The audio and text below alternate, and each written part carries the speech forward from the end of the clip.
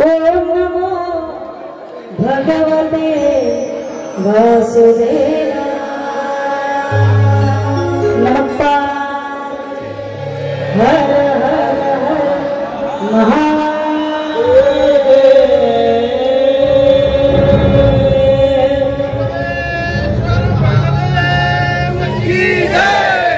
मधुबन नावाचं वन आहे. या वनामध्ये ध्रुवाने सुद्धा तपश्चर्या केली होती, प्रभूला प्राप्त करून घेतलं होतं. तो हा मंत्र आहे. म्हणून मधुबन नावाचं वन अत्यंत महत्वाचं आहे.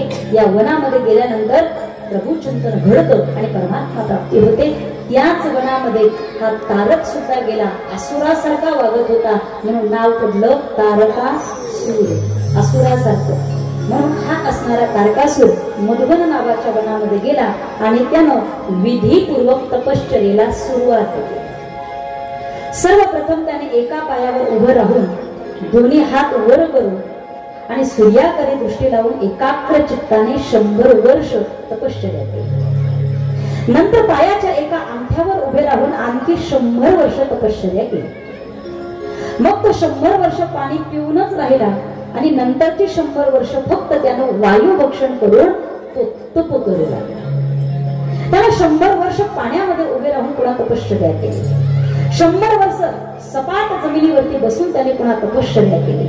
100 वर्ष अग्नीचा ताप सहन करून पुन्हा त्याने 100 वर्ष तपश्चर्या केली. पुन्हा 100 वर्ष खाली डोकं वरती पाय करून 100 वर्ष तपश्चर्या केली. पुढची 100 वर्ष हात जमिनी खाली टेकून आणि सर्व शरीर जे आहे हवेमध्ये पेलून त्यांनी तपश्चर्या केली. त्यानंतर 100 वर्ष पायांनी झाडाची फांदी पकडून लोंब काढत आणि तोंडाने अग्निहोत्राचा पवित्र धूर ग्रहण करत त्यांना तपश्चर्या केली. अशा प्रकारे ज्या तपश्चर्याचे नुसते वर्णन जरी आपण ऐकलं ना तरी मन जे आहे भयंकर कष्टित होतं. एवढी भयंकर तपश्चर्या, त्या कष्टप्रद म्हणजे शरीराला सुद्धा ताप झाला, त्रास झाला, परंतु तरी सुद्धा त्याने ही तपश्चर्या केली. त्या तपाच्या प्रभावाने तारकासुराच्या शरीरातून महातेज प्रगट होता आणि एवढा तो महा भयंकर असणारा हा तारकासुर ज्या वेळेला त्याने इतका सुंदर आणि भयंकर असणारी ही तपश्चर्या केली त्यावेळेला सगळे देवता भयभीत झाले, दुःखी झाले. हा दैत्य आपला पद तर घेणार नाही ना या भीतीनं इंद्र सुद्धा अस्वस्थ झाला. परमेश्वराने विचार केला आता काय करा. या तपश्चर्येला जोड नाही. एवढी मोठी तपश्चर्या गेली, हा नुसता बोलला तरी महाप्रलय झाल्याशिवाय राहणार नाही एवढी याची तपश्चर्या झाली. या संशयाला दैरक्यामध्ये खळबळ माजली. सर्व देव ऋषी भगवान परमात्म्याकडे गेले आणि त्यांना अत्यंत व्याकुळ होऊन ही सगळी गोष्ट सांगू लागली. त्यावेळेला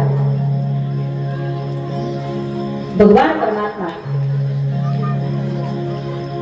त्या तारकासुराच्या जवळ गेले आणि म्हणू लागले हे वत्सा, तुझी सुंदर असणारी ही तपश्चर्या पाहून मी अत्यंत संतुष्ट झालो. वरम गृही, बोल तुला काय वरदान पाहिजे.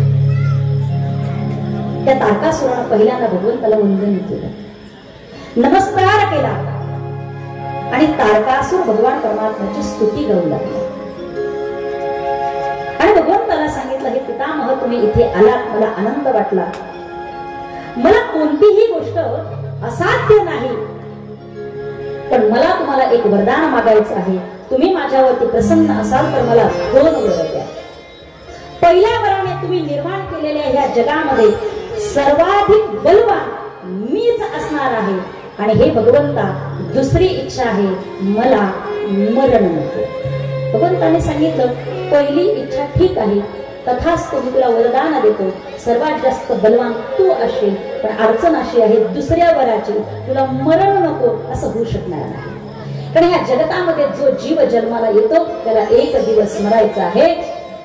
इथे कोणीही जन्माला आला तरी त्याला जायचं आहे. प्रत्येकाला हे शरीर संपवावं लागतं. मग एक काम कर, तुला कसं मरण नको आहे तो वर मागून घे.